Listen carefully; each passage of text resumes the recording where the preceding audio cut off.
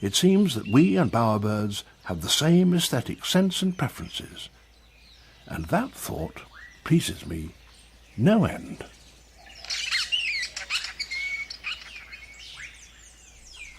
From the beginning of the universe, evolution has generated an infinite variety of organisms, creatures, and species. It has given rise to a great diversity of tastes, patterns, and modes of survival. Each creature has its own way of attracting its kind, winning a place in the group, conquering and seducing its fellows. Some through their physical attributes, others through their talents. It may be in the kingdom of the bowerbirds, where we can observe the most dazzling attraction behaviors based on talent,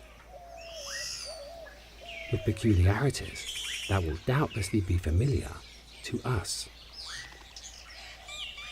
Bowerbirds dedicate their lives to the art of collecting different objects in order to organize and display them before the eyes of those whose attention they wish to catch. Each bowerbird depends on his aptitude when collecting the things that are most attractive to him, and his good taste when he exhibits them with his personal touch.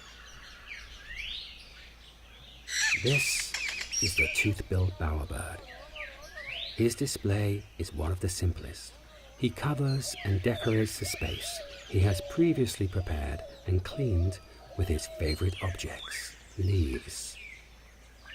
If anything defines him, it is simplicity. The way in which he distributes and places his objects is, perhaps, the most elementary among the bowerbirds, but it is not for that reason lacking in attraction. The western bowerbird, for his part, hides behind an apparent chaos of chromatic patterns that generate optical illusions and altered perspectives of great appeal. Multiple objects of pale colors where whites and grays predominate. Large quantities that cover the whole space in an enigmatic and arresting manner. The great bowerbird, on the other hand, is characterized by the meticulous display of many objects, mostly plastic. He feels a strong fascination for the colors green, brown, and cream. He also resorts to movements, songs, and calls to gain attention for his wares. A passion for color is what distinguishes the satin bowerbird. This restless collector is interested in all kinds of colorful and shiny objects.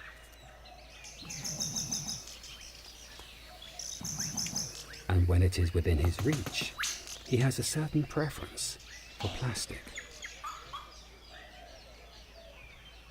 The master of refinement and good taste is, without doubt, the Vogelkop bowerbird. No one outdoes this relentless aesthete in the ability to choose and exhibit his wares. He it is that presents the most sophisticated and dazzling decoration of all. Over a large area, which each individual clears and cleans, he arranges his materials according to kind, color, and type. As they work close to each other, each Vogelkop develops his own taste for particular objects and colors, producing unique shapes and combinations of materials, an art in which his species has acquired great expertise. For this reason, a distinctive touch can always be perceived in the personal details of these competitors, giving brilliance and refinement to their displays.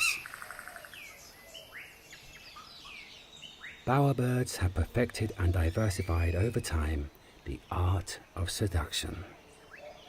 Generation after generation, they have transmitted their qualities and knowledge, those ancestral charms, and their vocation for extending their personalities through inanimate objects raises many questions for us Why this fascination for collecting and keeping objects? How far does the identification with material things extend? From where does such a need to surround ourselves with beauty come? How vital is it to express ourselves through personal taste and art? How primitive is our vocation for using all the resources within our reach in the art of seduction? It seems we and bowerbirds have the same aesthetic sense and preferences, and that thought pleases me no end.